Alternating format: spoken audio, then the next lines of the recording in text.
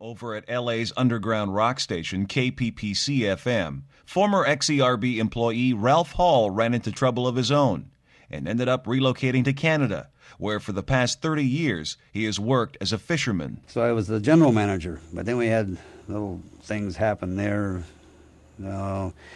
Anyway, it gets pretty involved. Mm-hmm. It was political stuff. And we were carrying on a message, and I was a little bit too strong on the message. I wasn't that much. I was more anti-American than. Yeah, and that's why you're here in Canada now. So I'd already been in the military, and I was out of school, and well, I believed in the Constitution. You grow up in a place and you say these are the rules of how this place works, like freedom of speech. Lots of luck on that one. One crisis leads to another. When that whole career came to an end, so did my family relationship at the time, and that's a real tough thing. But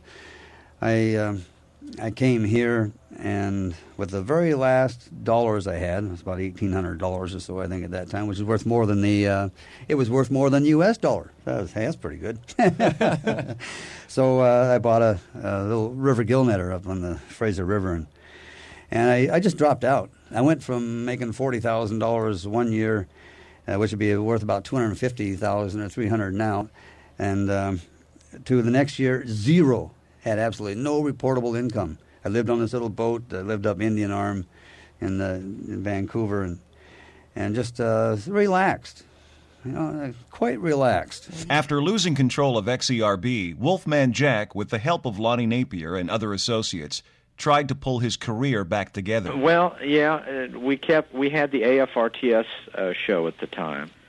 We had a couple of syndication things going. We were on KQEO in Albuquerque and also KPOI in Honolulu, Hawaii. So we were on a couple of different stations.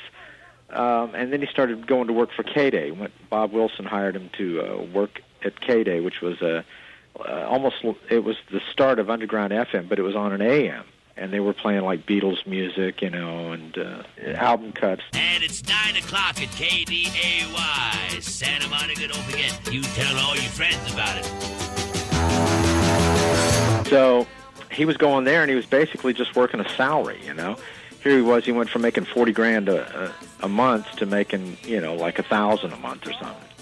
And at the same time, he was interviewing for Midnight Special and American Graffiti. The guy called him for that, and all that came together about the same time. Because Lucas had grown up and listened to Wolfman, and when I went in to do American Graffiti, when I looked at the script, on every page it was Wolfman said this, Wolfman said that, and I was just blown away, and I said, I'll pay to do this movie. I'll do anything you want, whatever you need. Need some money, George?